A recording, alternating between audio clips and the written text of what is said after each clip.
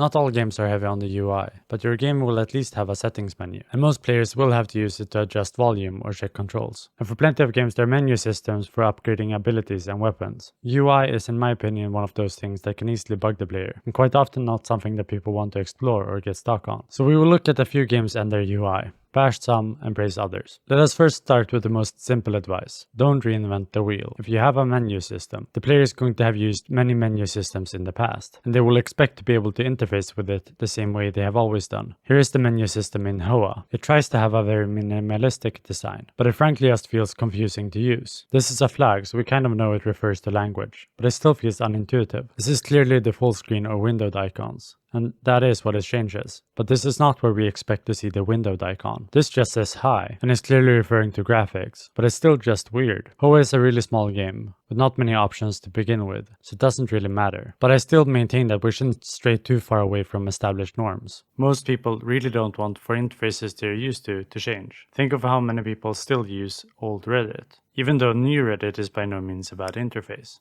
Even if you think your system is better, people still hate to relearn UI.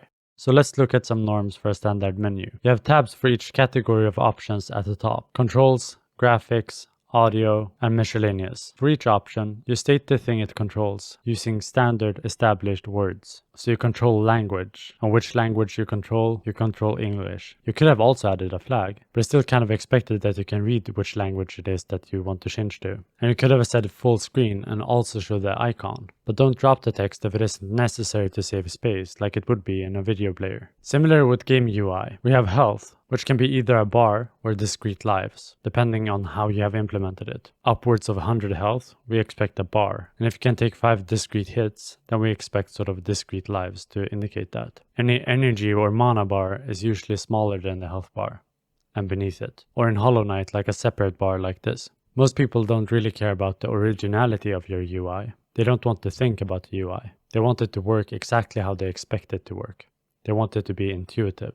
In my previous video, I mentioned the word affordance. There are certain expectations for how to interact with something. If you want to change the volume, people expect to interact with a slider. Same with things such as contrast or brightness. If you're changing something with several discrete options, having arrows where you can cycle through each option will feel quite intuitive and easy. If you start reaching something like 8 or more options, having a roll down tab is probably the easiest way to interact with that setting. You also want to be really clear to indicate which setting is being selected at the moment. One common way of doing this is to have a different color for the setting you have selected. You can also add something like particle effects, which makes it look nice, but it's also really clear. Another option is to add markers around your selection. For certain things such as spells, it can be helpful to replicate actual buttons, where things sink down when you press it. These aren't just tropes. We are borrowing from the user's knowledge of interacting with systems and the world. We don't have to teach the player these things.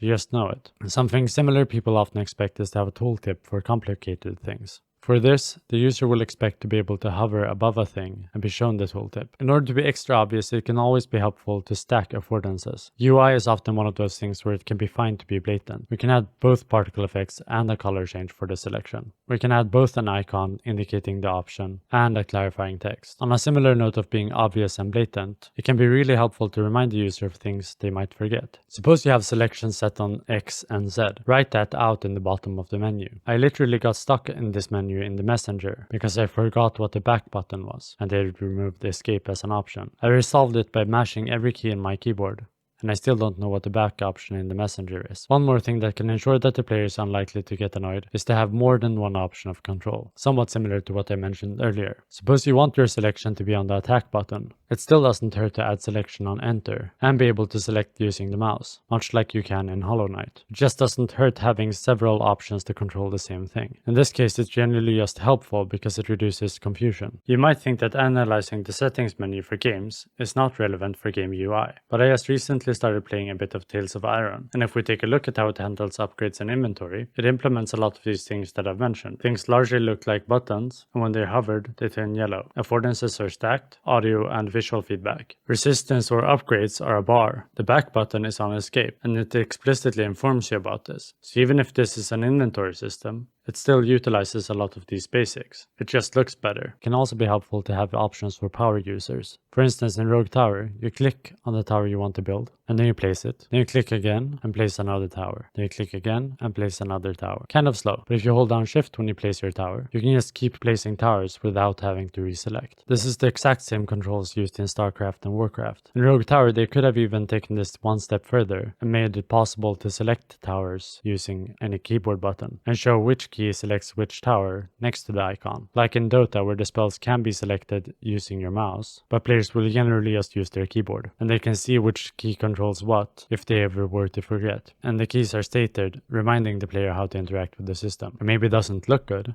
but it's extremely usable. You can also see that depending on how complex your game is, your UI might have to change to reflect that. So a game like Rogue Tower has an upgrade system that almost looks like a WBS. While this isn't pretty, it makes sense. Since you upgrade some things in sequence and some things in parallel, a WBS is almost a perfect way to visualize this. And we can see a similar version of this in Rogue Legacy 2. It's visually more impressive, but fundamentally they're structured the same and are equally intuitive. So how do you ensure that you do all of this well? For starters, I think UI is really easy to learn from other implementations. You can easily just pull up 10 games you own and go into their systems and menus and see how they have implemented something and if you can learn from it. I was really happy with how Ghost Song implemented their system, which looks almost identical to Hollow Knight's. I knew what to do and I could do it without thinking. I didn't have to learn a system, it was just intuitive from the start. But looking at other games is also a good way to learn why a system might be unintuitive and which implementations that annoy you. If you try and use a system and you get stuck or annoyed, then try to figure out what made you get stuck and what expectations you actually had. But much more importantly, you're going to have to do user testing.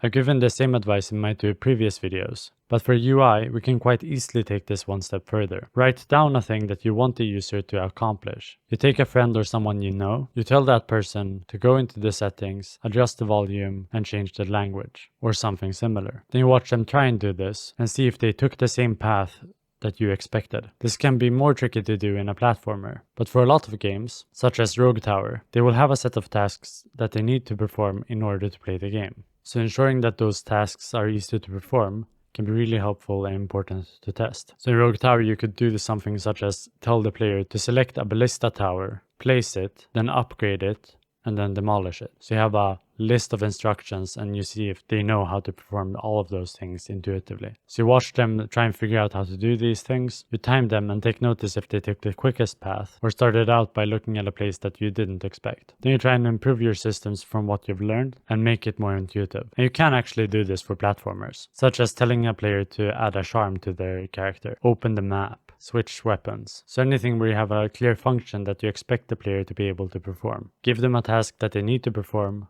and test them on it. And in this case, the user is really never wrong. You're just testing how intuitive your game or system is. You're unlikely to make an intuitive system on your first attempt. So checking with the ultimate end user is a really good way to do some form of quality control. In some cases, you don't even need to ask your expected audience. You could even ask your grandma to perform a task such as changing the volume. Even if you're a solo developer, you'd probably still have some person you can ask. And I think it's very important to do it. This was my last video in a 3-part series on how gameplay and game art interact. The other 2 were on how game art affects combat and how game art affects platforming. Thanks for watching. Bye.